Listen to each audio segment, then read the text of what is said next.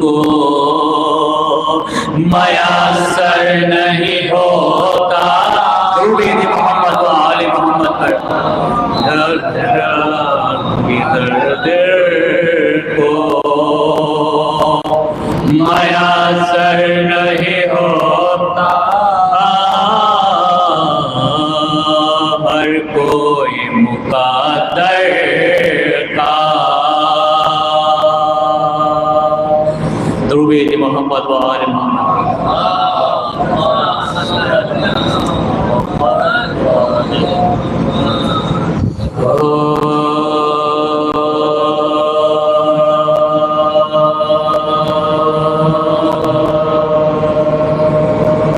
کل ایمان کی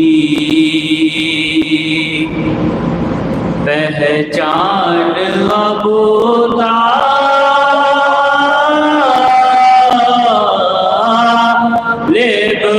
ہے. کل ایمان کی پہچان ابو طالب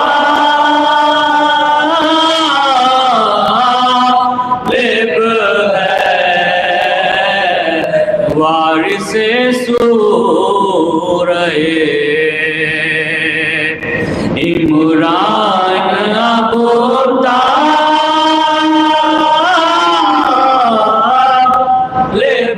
ہے.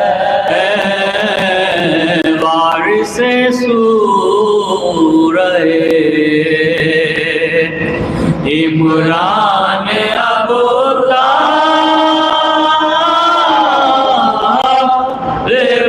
ہے. جب کہ ایمان کا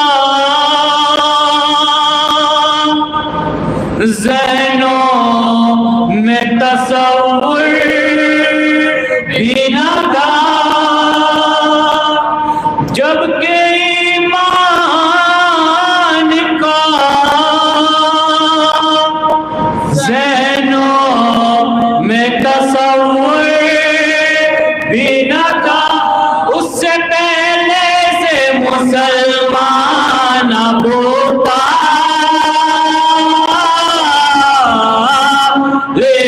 ہے. درود محمد و آل محمد. اس سے پہلے سے مسلمان ابو طالب ہے.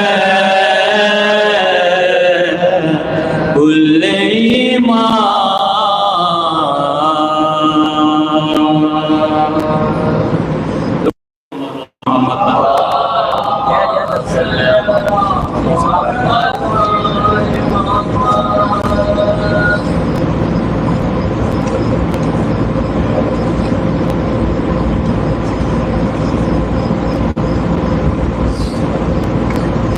ایک درود محمد والے محمد.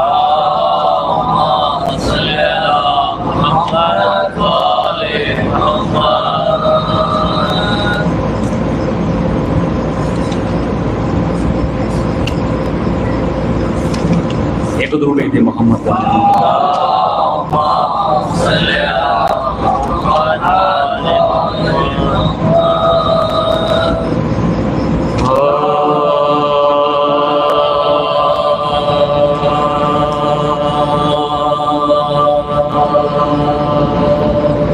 بلایا تھا کس لیے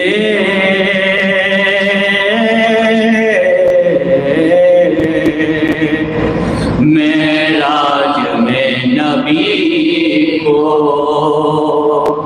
بلایا تھا کس لیے معراج میں نبی کو. بلایا تھا کس لیے آخر یہ اہتمام خدایا تھا کس لیے. آخر یہ اہتمام خدایا تھا کس لیے. یہ جانتے ہوئے بھی کہ حیدر ہے ان کا نام، یہ جانتے ہوئے بھی کہ حیدر ہے ان کا نام، مرحب علی کے سامنے آیا تھا کس لیے، مرحب علی کے سامنے آیا تھا کس لیے، کر کے جمل میں حکم میں پیغمبر سے انحراف،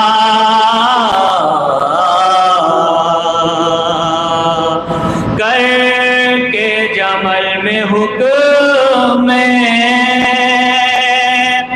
پیغمبر سے انحراف، ناکے پہ بیٹھ کر کوئی آیا تھا کس لیے، ناکے پہ بیٹھ کر کوئی آیا تھا کس لیے، جو زندگی تمام کبھی سچ نہ کہہ سکا،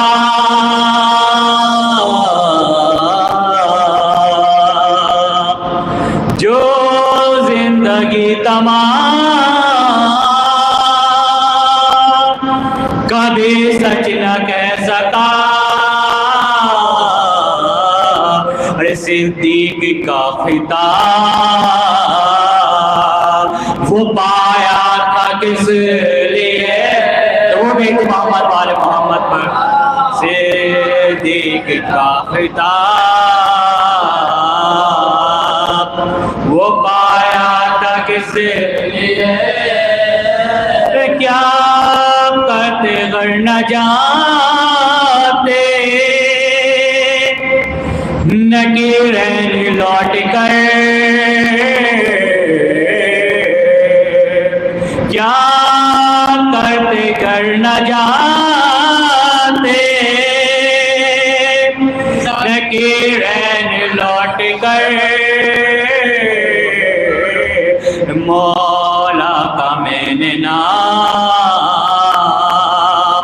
بتایا تھا کس لیے، مولا کا میں نے نام بتایا تھا کس لیے، کیوں ہم سے پوچھتے ہو، پیغمبر سے پوچھ لو، کیوں ہم سے پوچھتے ہو، پیغمبر سے پوچھ لو،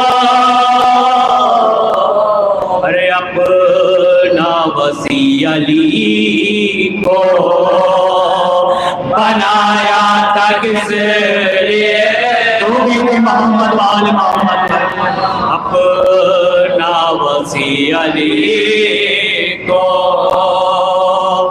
بنایا تھا کس لیے، معراج میں نبی کو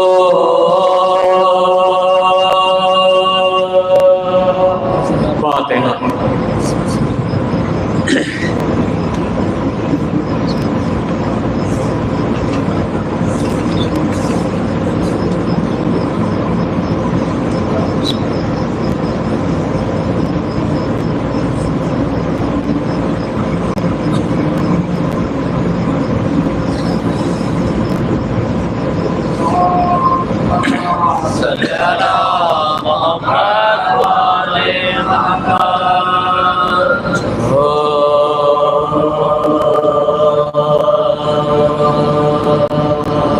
جبرن میں حبیب ابن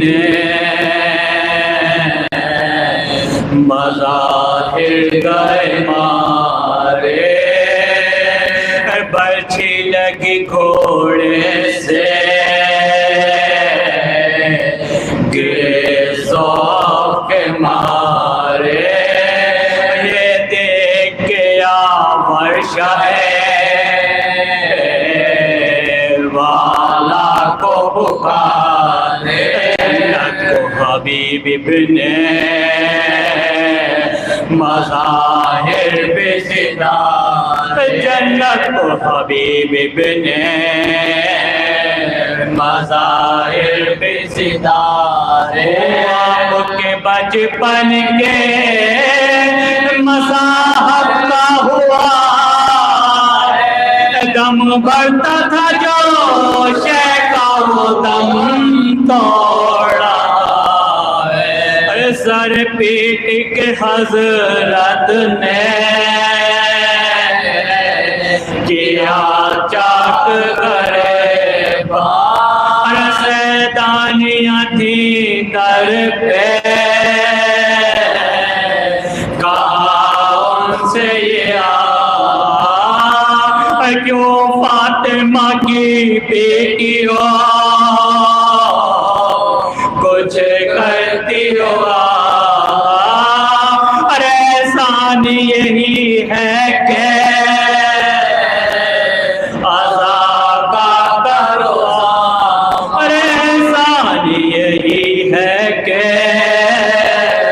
عذاب کا کرو سامان میرا بے کس ہے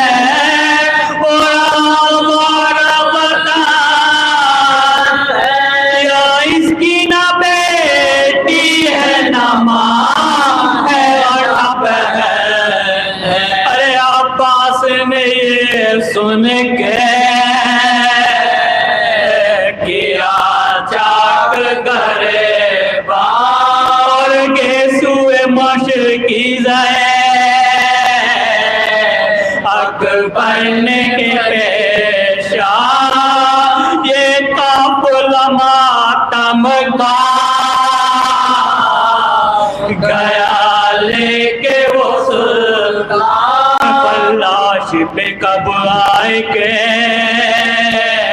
جب ہونٹوں پہ تھی لاش پہ کب آئے گے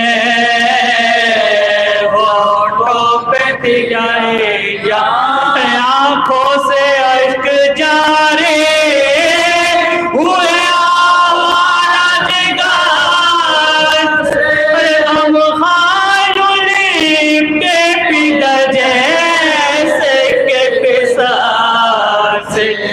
لاش ان کی طرح خیمہ پہ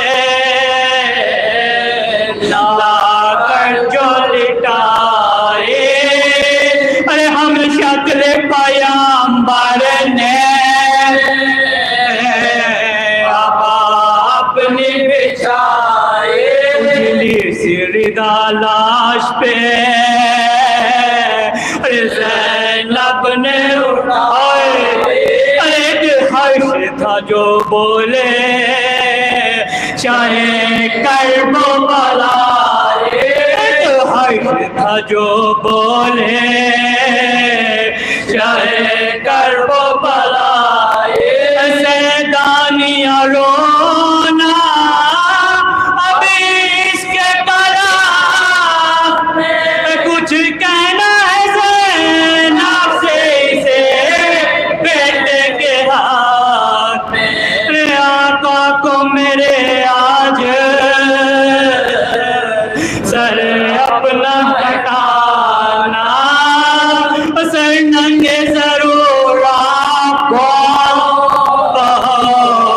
کوفے میں ہے جانا راستے میں کہیں وہ میرے ارے بیٹے کو جانا جس نیزے پہ سر شہکا وہ گرد پھرا جس نیزے پہ سر شہکا وہ اسے گرد پھرا اور کہنے کے بابا یہ تیرا میرے لوا وہ کرنا ہے کہ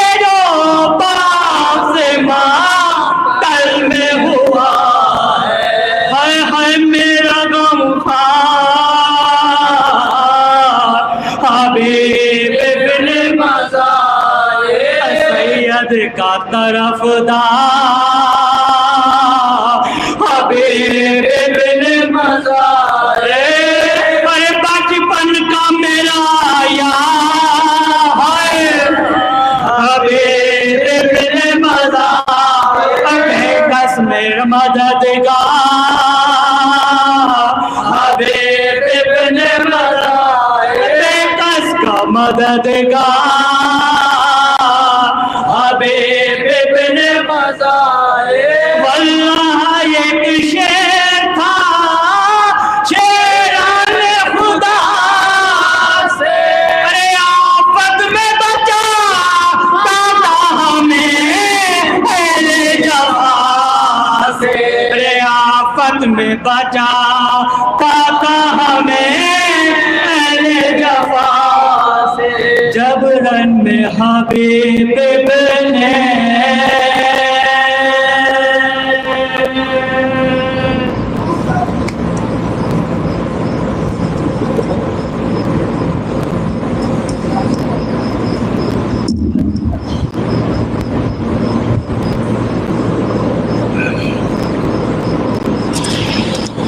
نعرہ صلوات محمد وآل محمد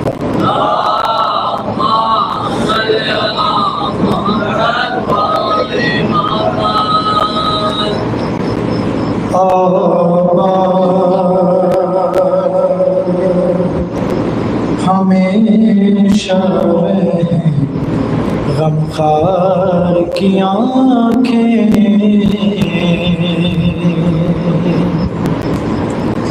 آباد ہمیشہ رہے غمخوار کی آنکھیں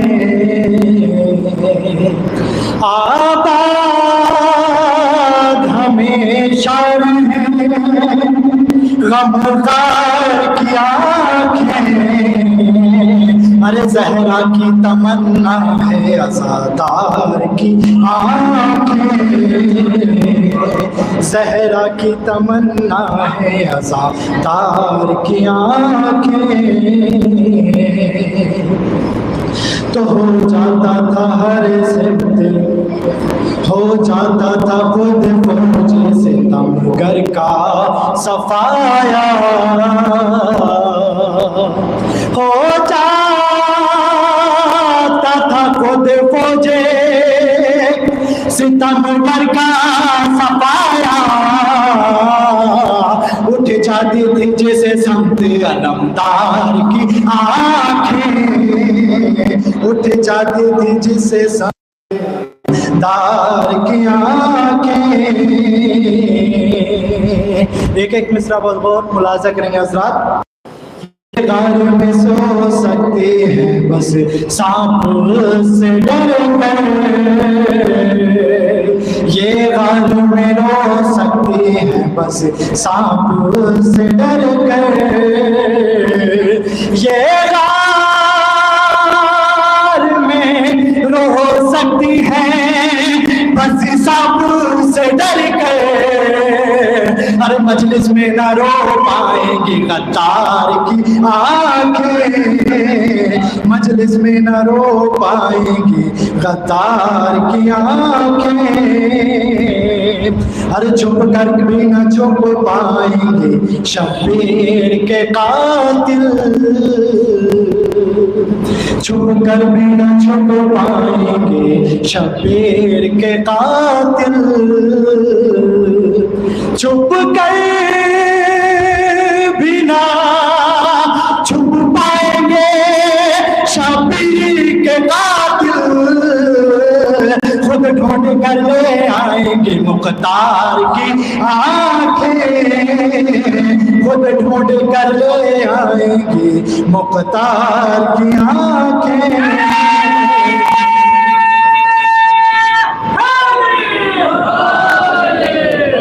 فیض نہ ہو پائیں گی بینائی کی محتاج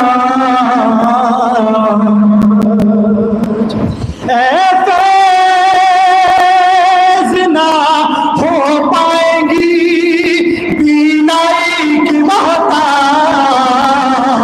ایک روز شبیر کے زوار کی آنکھیں، ایک روز شبیر کے زوار کی آنکھیں.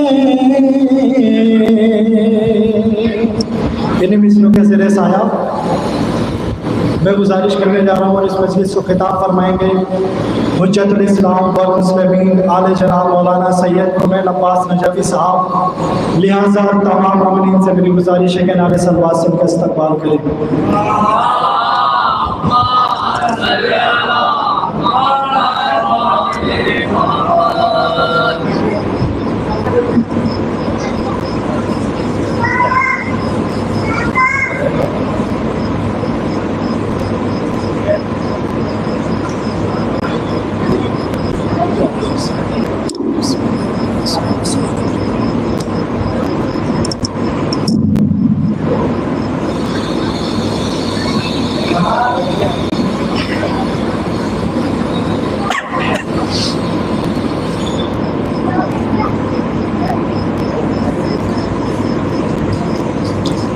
لا حول ولا قوة إلا بالله العلي العظيم.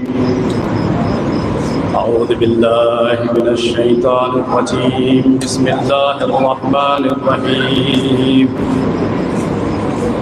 الحمد لله الذي لا يبلغ مدحته القائلون ولا يحصي نعماءه العادون ولا يؤتي حقه المجتهدون.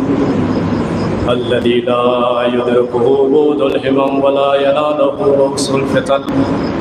الذي ليس لصفته يد محدود ولا نعت موجود ولا أجل ممدود.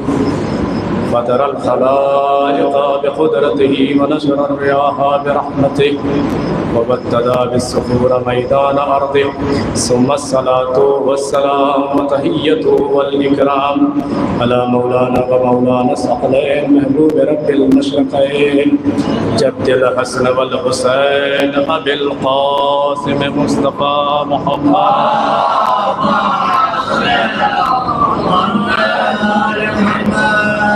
وعلى أهل بيته الطيبين الطاهرين المعصومين المظلومين المنتجبين الأخيار.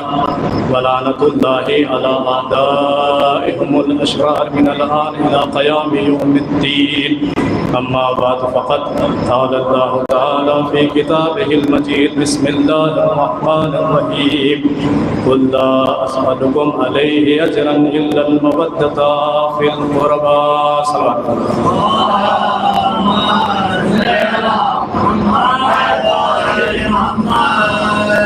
عزیزان محترم، عزاداران سید الشہداء، شیعان امیر المومنین، آج ماہ ادا کی 4 تاریخ ہے اور آپ کی خدمت میں جس آیہ کریمہ کی تلاوت حاصل کی، اللہ رب العزت اس آیہ کریمہ میں اجر رسالت کو محبت اہل بیت قرار دیتا ہے.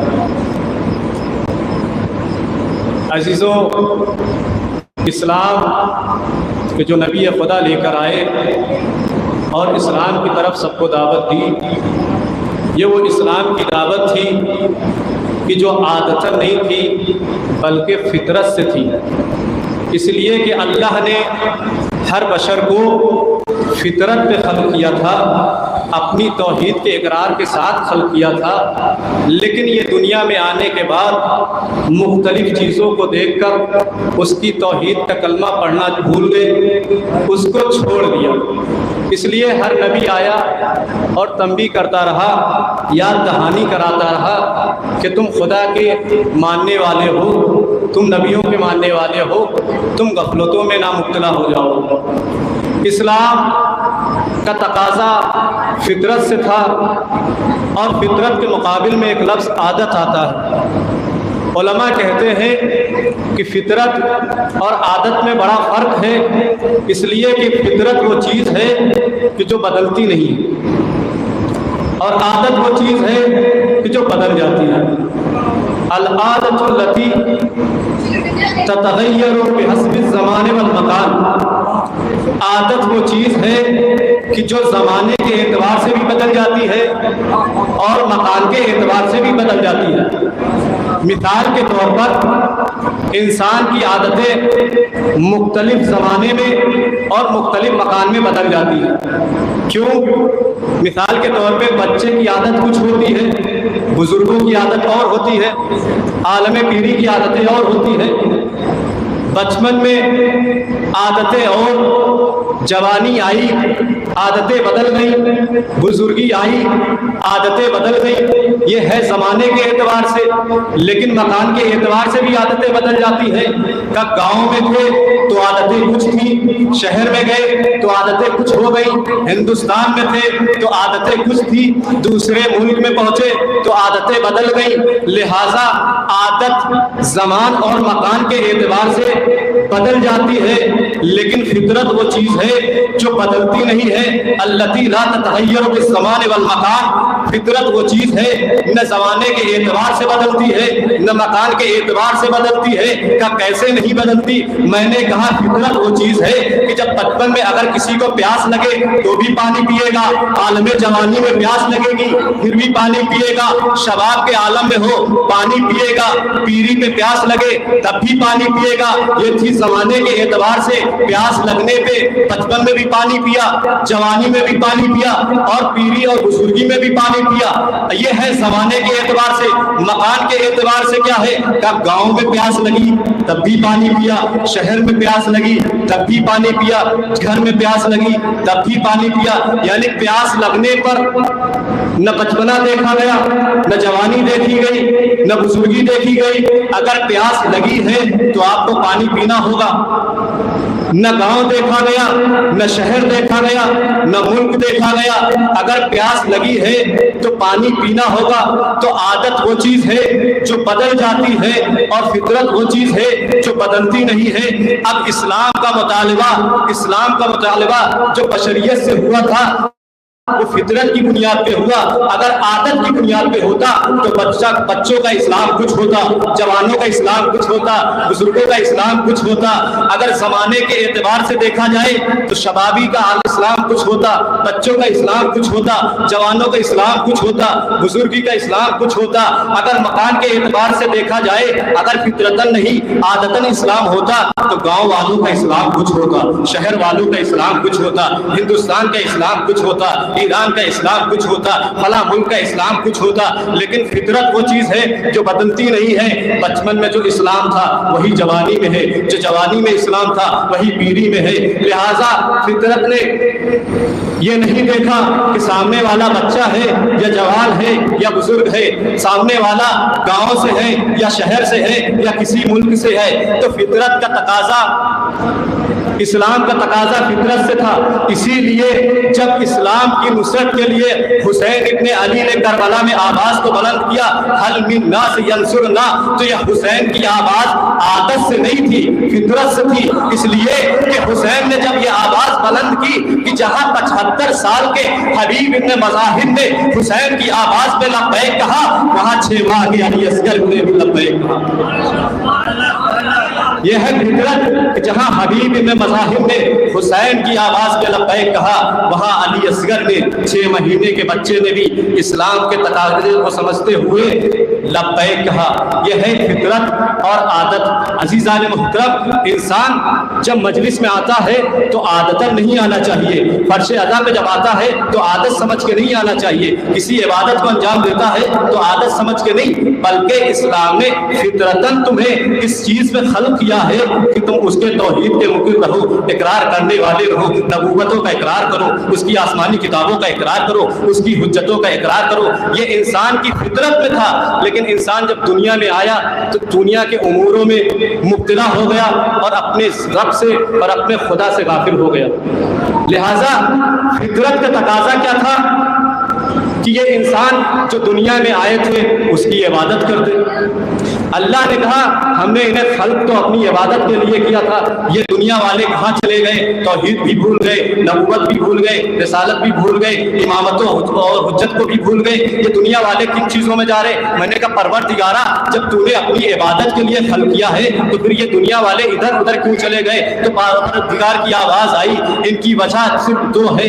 یا دنیا میں جب انسان توحید سے دور ہوتا ہے، جب فطرت سے دور ہوتا ہے تو اس کی دو ہی وجہ علماء نے بیان کی. یا تو انسان خوف کی وجہ سے کلمہ توحید کو چھوڑ رہا ہے، یا تو انسان خوف کی بنیاد پر کلمہ توحید کو چھوڑ رہا ہے، یا انسان لالچ کی بنیاد پہ خدا کو چھوڑ رہا ہے. کل لالچ وہ چیز ہے کہ جہاں انسان پہنچنے کے بعد فرعون جیسا شخص ہوتا ہے اور کہتا ہے انا ربک الاعلی، میں تمہارا سب سے بڑا پروردگار ہوں. نمرود آتا ہے خدا کا دعویٰ کرتا ہے، اور شداد آتا ہے خدائی کا دعویٰ کرتا ہے. نتیجہ کیا ہوا؟ کہ نیل کی دریا میں غرق ہو گیا. مٹی نے بھی اسے قبول نہیں کیا، زمین نے بھی قبول نہیں کیا، بلکہ دریا میں غرق ہو گیا. نمرود کیا ہوا؟ کہ ایک چھوٹی سی مخلوق مچھر نے مار دیا. تو توحید سے دور کیوں ہوئے؟ کہ لالچ کی بنیاد پر جب منصب آیا، عہدہ آیا، دولت آئی تو یہ اپنے خدا کو بھول گئے، ذات الہی کو بھول گئے. لیکن دوسری وجہ کیا ہے؟ کہ دوسری وجہ خوف ہے، دوسری وجہ ڈر ہے. جب ڈر آتا ہے تو انسان اللہ کو چھوڑ دیتا ہے. کیسے؟ کہ زمانے جاہلیت میں صلوات بھیجو محمد علیہ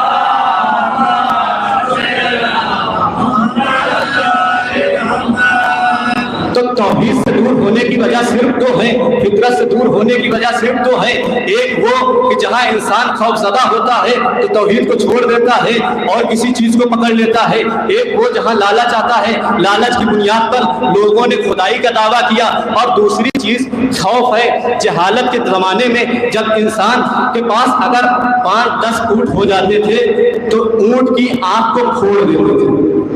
کیا کیوں؟ کیا جہالت تھی؟ کہیں نظر نہ لگ جائے. کسی کے پاس 50 اونٹ ہو جاتے تھے تو دمبے کو لاتے، گوسفند کو لاتے، ذبح کر دیتے، کہیں ہمارے اونٹوں کو نظر نہ لگ جائے. یہ خوف اتنا بڑھتا گیا کہ جب صحرا میں پہنچتے درخت کے سائے کو دیکھتے تو اسی کو اپنا خدا بنا لیتے. یعنی خدا کو، یعنی درخت کو اپنا خدا بنا لیتے. جب پیاسے کو پانی ملتا تو سمندر کو اپنا خدا بنا لیا. یہ کیا تھا؟ خوف تھا. جب تاریخ میں روشنی ملی تو کسی نے چاند کو اپنا خدا بنا لیا، ستاروں کو خدا بنا لیا. یعنی خوف جب انسان کے دل میں تھا تو اسے جو سہارا ملا، اس کے سامنے جو طاقت ظاہر ہوئی، اسی کو خدا مان لیا. یہ تھا خوف کہ جب خوف کی بنا پر کسی نے درخت کو خدا بنایا، کسی نے سمندر کو خدا بنایا، کسی نے حیوانات کو خدا بنایا. کہا یہ دنیا کس طرف جا رہی ہے؟ خدا نے کہا سنو، اگر تم سورج کی روشنی، سورج کو خدا مانا، اگر تم درخت کے سائے کو دیکھ کر درخت کو خدا مان رہے ہو تو یہ اتنی طاقتوں کو دیکھ سے دور کیوں ہو رہے ہو؟ تو میں نے کہا پروردگارا انہوں نے دیکھا کہ ان کے خوف کے عالم میں جو چیز ان کی مددگار بن گئی اسی کو خدا مان لیا. ان کی نظر میں درخت ان سے زیادہ طاقتور تھا، ان کی نظر میں چاند اور سورج ان سے زیادہ جو ہے طاقتور تھا، اس لیے خدا مان لیا. میں نے کہا پروردگارا ان کو کیسے بچائے گا، ان کو کیسے اپنی فطرت کی طرف لائے گا؟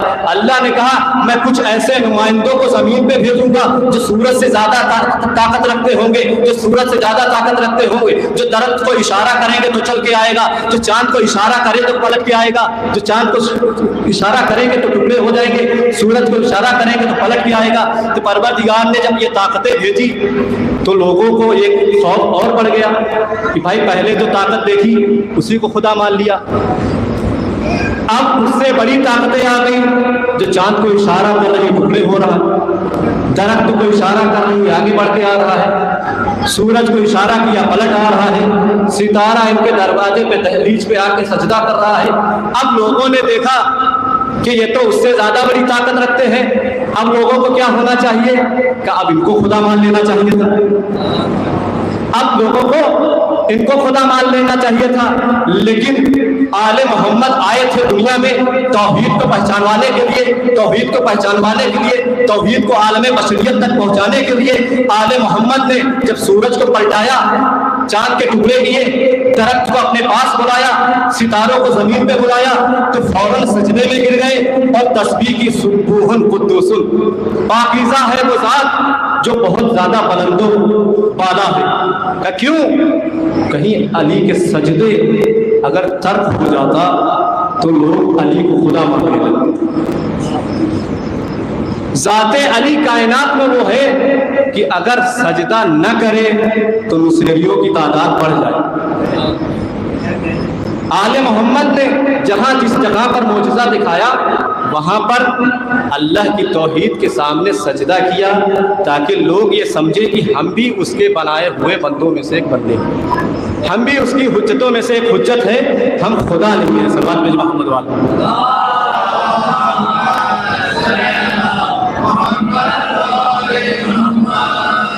तो अल्लाह ने फितरतन इंसान को अपने इस्लाम पे खल्क़ किया है और इस्लाम का तकाज़ा फितरतन किया है।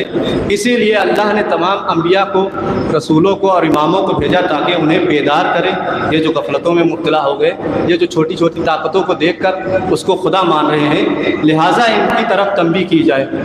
फितरत और आदत, आप जब मजलिस में आते हैं, आप जब फर्श अज़ा पे आते हैं तो आदतन नहीं आइए, किसी के चेहरे को देख कर नहीं आइए कि बानिए मजलिस कौन है।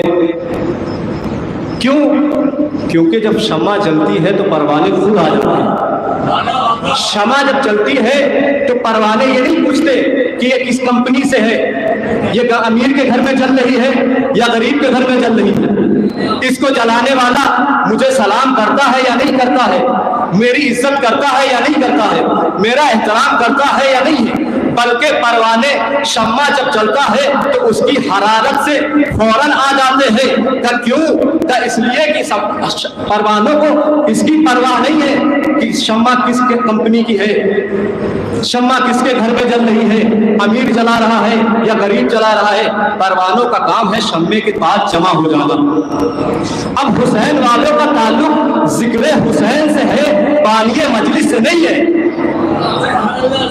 हुसैन वालों का ताल्लुक जिक्र हुसैन से है, बानिए मजलिस से नहीं है। लिहाजा इस फर्श अज़ा पर जितनी ज्यादा आप शिरकत कर सकते हैं उतनी ज़्यादा कीजिए। ये फर्श अज़ा आपको एक अच्छा पैगाम देती है, कुरान हदीस आपको सिखाती है, अहकाम दीन सिखाती है, इखलाक सिखाती है। लिहाजा फर्श अज़ा वो वाहिद चीज़ है कि जहाँ अगर कोई आ भी जाए कि जो ये सोचे कि सामने वाला हमारा दुश्मन है, लेकिन फर्श अज़ा के एहतराम में आज तक तारीख में कोई ऐसा नहीं मिला कि जिसने अपने दुश्मन को भगा दिया। क्यों? कि वो बानिए मजलिस की वजह से तो नहीं आया, वो जिक्र हुसैन इब्ने अली की वजह से आया है। लिहाजा हुसैन ने सबको जमा करने का ये हमें वसीला बनाया कि हमारा जिक्र करो। ज़ाते हुसैन पे अगर दुनिया जमा होगी तो बस ज़ाते हुसैन पे जमा होगी, इसके अलावा कोई जरिया नहीं है कि हम सब जमा हो जाएं। सल्लल्लाहु अलैहि मोहम्मद वाले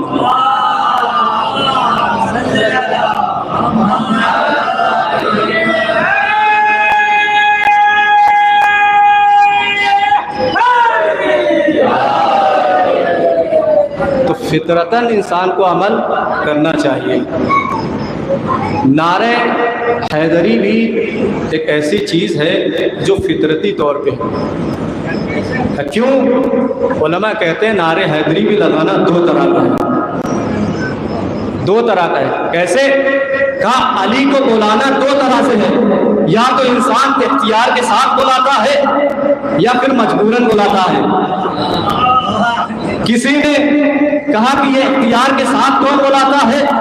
कहा अली के मुहिब अली को इख्तियार के साथ बुलाते हैं। सामने वाले ने कहा कि हमेशा अली को क्यों बुलाते हो, आप अली का नारा क्यों लगाते हो? हमने कहा पलटकर कि सरकार آپ تو آپ ہیں، آپ کے بزرگوں پہ جب کوئی مشکل آئی تو لولا علی ان کا صدا دی ہے۔ لہٰذا انسان دو طرح سے علی کو صدا دیتا ہے، یا تو اختیار کے ساتھ دیتا ہے یا مجبوراً دیتا ہے۔ عزادار حسین ہو تو اختیار کے ساتھ بلاتا ہے، دشمن علی ہو تو مجبوراً علی کو بلاتا ہے۔ سواد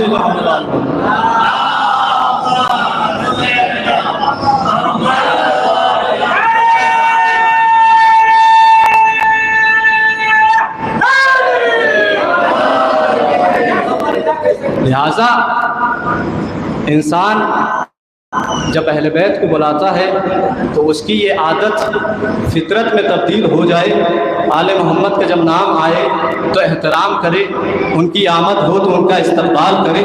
یہ چیز کس میں پائی گئی؟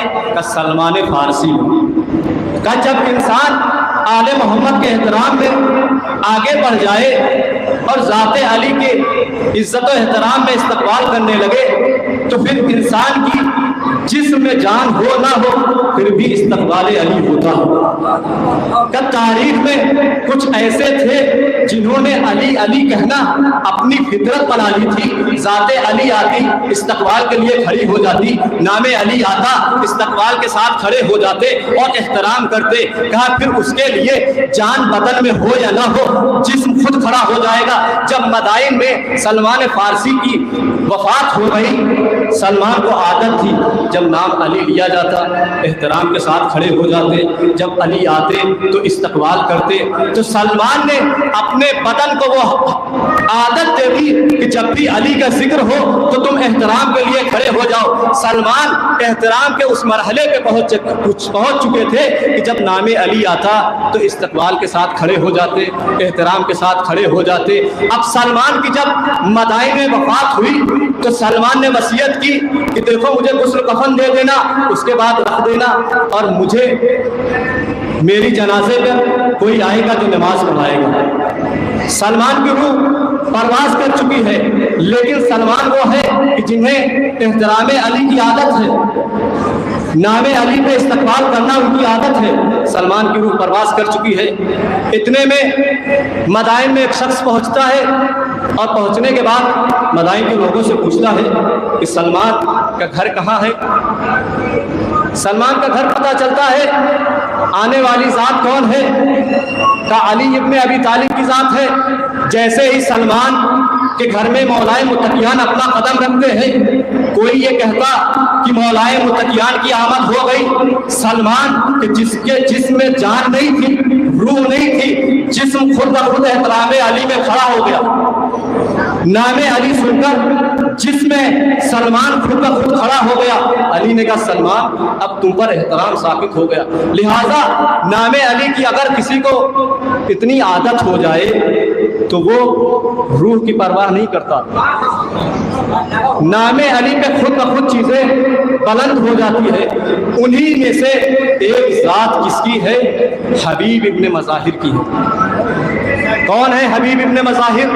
حبیب ابن مظاہر وہ ذات ہے کہ حبیب کی 2 مرتبہ وفات ہوئی۔ ایک مرتبہ ان کے گھر پہ بچپن میں ہوئی اور ایک مرتبہ کربلا کے میدان میں ہوئی۔ کہا بچپن میں کیسے ہوئی؟ کہا ایک مرتبہ جب مولائے متقیان کوفے میں آئے اپنے اہل خانہ کو لے کر، تو حبیب ابن مظاہر نے جا کر امیر المومنین کی بارگاہ میں کہا مولا آپ ہمارے گھر پہ دعوت پہ آئیے۔ عزاداروں مولائے متقیان نے جب یہ کہا ہوگا مظاہر تم میرے بہت عاشق ہو، میرے محب ہو، میں بھی آؤں گا، سنو میرے حسن و حسین بھی آئیں گے، اس لیے کہ تمہارے حبیب کو میرا حسین بہت پسند ہے۔ ایک مرتبہ جب علی نے کہا ہوگا تو سوچو مظاہر کے دل میں کتنی خوشی ہوئی ہوگی۔ امام وقت آئیں گے، مولائے متقیان آئیں گے، حبیب ابن مظاہر آئے اور دعوت کا انتظام کرنے لگے۔ انتظام کرنے کے بعد جب ہو گیا تو حبیب نے جب سنا کہ میرا حبیب حسین بھی آنے والا ہے تو حبیب چھت پہ جا کر کھڑے ہو گئے تاکہ اپنے حسین کو دور سے دیکھ کر کہے السلام علیکم یا ابا عبداللہ، اے حسین آپ پر سلام ہو۔ لیکن حبیب جب چھت پہ گئے تو چھت سے گر گئے۔ مظاہر نے جب دیکھا کہا میرے گھر میں امام وقت آنے والے ہیں، امام کے احترام میں حبیب کے جنازے کو ایک حجرے میں رکھ دیا۔ اتنے میں مولائے متقیان حسن و حسین کے ساتھ گھر میں آئے۔ آنے کے بعد کیا دیکھا؟ حبیب نہیں ہے۔ روایت میں ہے کہ پہلی تو دروازے پہ داخل ہونے سے پہلے ہی مولائے متقیان نے کہا حبیب کہاں ہے؟ دوسری روایت ہے کہ دسترخوان پہ بیٹھنے کے بعد دستور عرب تھا کہ اگر اچھی مہمانداری کرنا ہے تو مہمان کے ہاتھ دھلائے جاتے تھے۔ عزاداروں حبیب نے مظاہر نے جب مولائے متقیان کے ہاتھ دھلا دیے اس کے بعد حسن و حسین کے ہاتھ دھلانے کے لیے بڑھے تو جناب امیر نے کہا مظاہر دیکھو تم نے میرا احترام کرا یہ کافی ہے، لیکن میرے بچوں کے ہاتھ نہ دھلاؤ، میرے بچوں کو ہاتھ نہ دھلاؤ۔ حبیب نے کہا نہیں میرے مولا مجھے شرف دیجئے، مجھے خدمت کا موقع دیجئے۔ مولائے متقیان کہتے ہیں حبیب میں تمہارے دل کا حال جانتا ہوں۔ ایک مرتبہ حسین کی طرف مولائے متقیان دیکھتے ہیں، کہتے ہیں حسین کیا اپنے حبیب سے نہیں ملو گے؟ مولائے حسین حجرے کی طرف جاتے ہیں، جسم روح سے پرواز کر چکی ہے، حبیب کا جنازہ اپنی زانوں پہ رکھتے ہیں۔ ایک مرتبہ حسین کہتے ہیں اے حبیب کیا حبیب کا استقبال نہیں کرو گے؟ روایتوں کے جملے ہیں، حبیب لبیک کہتے ہوئے بلند ہو جاتے ہیں۔ یہ حبیب ابن مظاہر ہے۔ جب میدان کربلا میں حبیب ابن مظاہر کو امام حسین نے بلایا، روایتوں میں ہے نا کہ اگر دوستی کو دیکھنا ہو تو مشکل میں دیکھو۔ امیر کائنات نے فرمایا الصدیق وقت الضیق، سچا دوست وہ ہے جو مصیبت میں کام آئے۔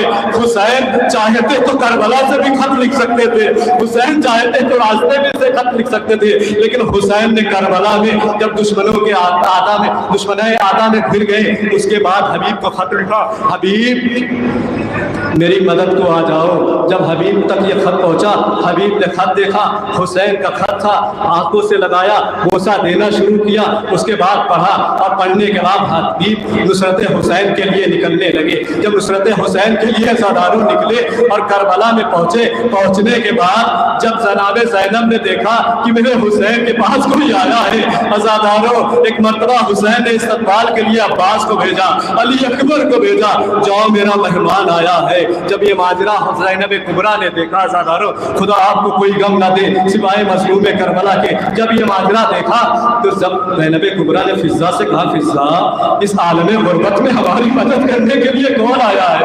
کہا میرے ماجائے حسین، آپ کے ماجائے حسین کے بچپن کا دوست حبیب آیا ہے۔ ارے غربتیں حیدر کرار کی بیٹیوں کی غربت دیکھیے۔ زینب کبریٰ نے کہا فضہ جاؤ حبیب کو سلام کہو۔ ایک مرتبہ حبیب کے پاس فضہ آئی، کہا تمہیں علی کی بیٹی زینب سلام کرتی ہے۔ عزاداروں حبیب نے یہ سنا، حسین سے کہا ہے حسین یہ غربت آ گئی اب غلام زادوں کو دی، کیا آقا زادیہ سلام کرے گی؟ ایک مرتبہ حبیب کا استقبال کیا۔ حبیب میدان جنگ میں جاتے ہیں اور 62 سے 72 لوگوں کو شہید کرتے ہیں۔ اس کے بعد حبیب شہید ہو جاتے ہیں، علی حبیب کو لاتے ہیں۔ اس کے بعد جب حبیب کا لاشا اور حبیب کا سر کوفے میں پہنچتا ہے نا 11 محرم کو، عزاداروں کون ہے حبیب کا؟ جب 12 محرم کو کوفے پہنچتا ہے تو حبیب کا ایک بچہ ہوتا ہے جس کا نام قاسم ہوتا ہے۔ جب اپنے بابا کے سر کو نوکے نیزہ پہ دیکھتا ہے تو دیکھا نہیں جاتا، کہتا میرے بابا کا سر نوکے نیزہ پہ ہے، کہتا میں اپنے بابا کے دشمنوں سے جو ہے بدلہ لوں گا۔ بچہ چلا جاتا ہے، اس کے بعد میں کہوں گا اے حبیب کے بچے تم سے چند لوگوں کے لیے اپنے بابا کا سر نوکے نیزہ پہ نہ دیکھا گیا۔ ارے حسین کی یتیمہ کوفے سے شام تک اپنے بابا کے سر کو دیکھتی رہی لیکن تماچے کھاتی رہی۔ اللہ لعنت اللہ علی القوم الظالمین۔ بات ہوئے حسین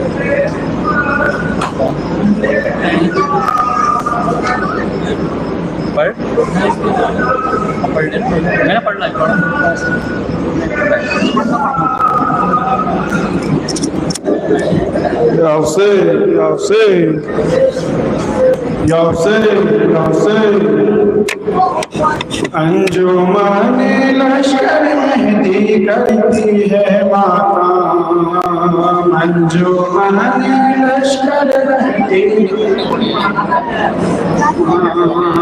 انجمن لشکر مہدی کرتی ہے ماتم انجمن لشکر مہدی کرتی ہے ماتم انجمن لشکر مہدی کرتی ہے ماتم انجمن لشکر مہدی کرتی ہے ماتم انجمن لشکر مہدی کرتی ہے ماتم انجمن لشکر مہدی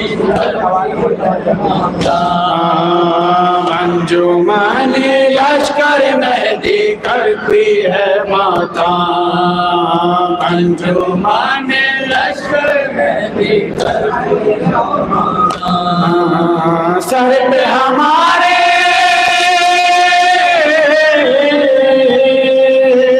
سر پہ ہمارے سایہ فکن ہے غازی کا پرچم انجمن لشکر مہدی کرتی ہے ماتم انجمن لشکر مہدی کرتی ہے ماتم انجمن لشکر مہدی کرتی ہے ماتم سر پہ ہمارے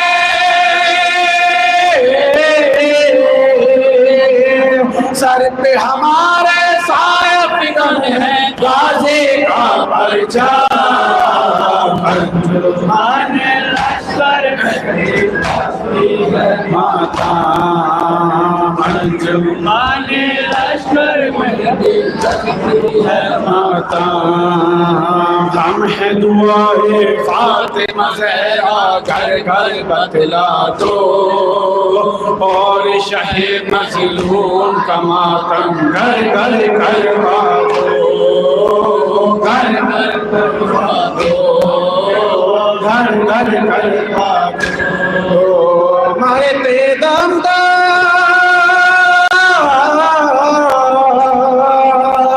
مرتے دم تک کرتے رہے ہم شہ کا ماتم انجمن لشکر مہدی کرتی ہے ماتم انجمن لشکر مہدی کرتی ہے ماتم ہم ہے دعائے فاطمہ زہرا گھر گھر بتلا دو اور شہ مظلوم کا ماتم گھر گھر کروا دو گھر گھر کروا دو گھر گھر کروا دو مرتے دم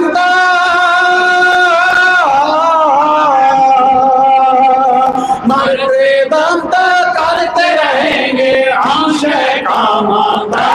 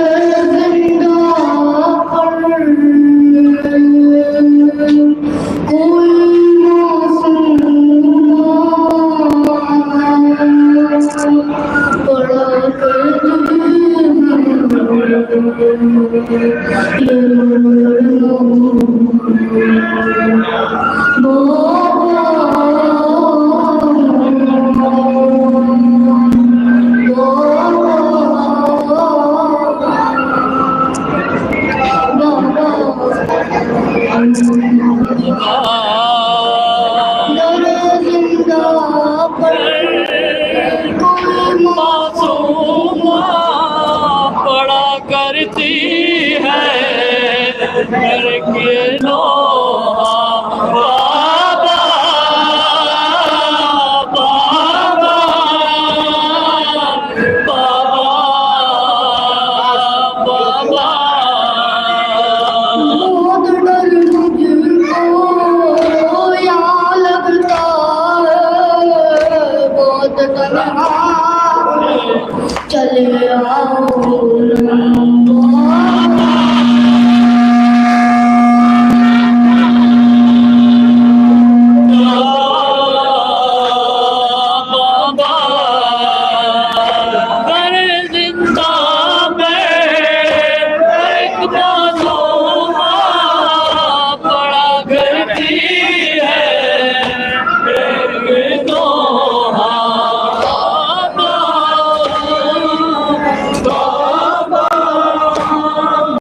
दुश्वार है इस कैद में जीना, बहुत आदारा है आपका सीना। बड़ा दुश्वार है इस कैद में जीना, बहुत आदारा है आपका सीना। गया जब से नहीं सोई मैं, सुकून से अब तक कभी न लगा।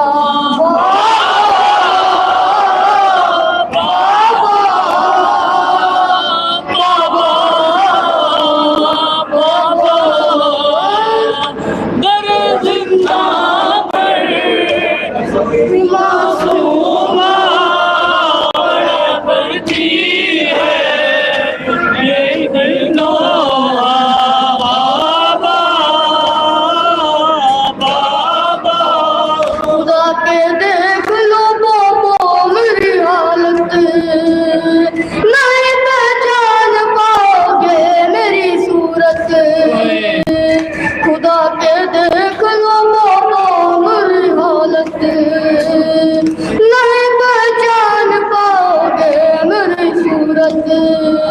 सारे बचपन में मसाइब इतने ज़ईफ़ा दिखने लगी है दुखिया।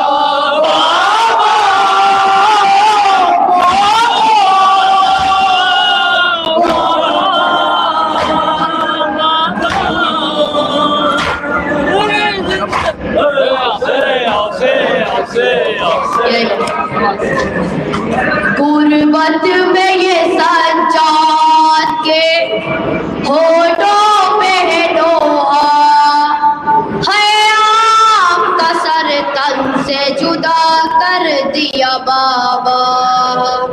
बद में ये सज्जाद के होठों पे है नोहा, है आपका सर तन से जुदा कर दिया बाबा। आता ही नहीं चैन ये दिल फटता है मेरा, है आपका सर तन से जुदा कर दिया बाबा। गुर्बत में सज्जाद के होठों पे नोहा, है आपका सर तन से जुदा कर दिया बाबा। ये कैसा लाइनों ने सितम ढाया है तुम पर, सर आपका नेज़े पे और लाश ज़मीं पर है। खून में डूबी हुई करबल की ज़मीं पर, किस तरह से देखूं मैं क़यामत का ये मंज़र। बाबा बाबा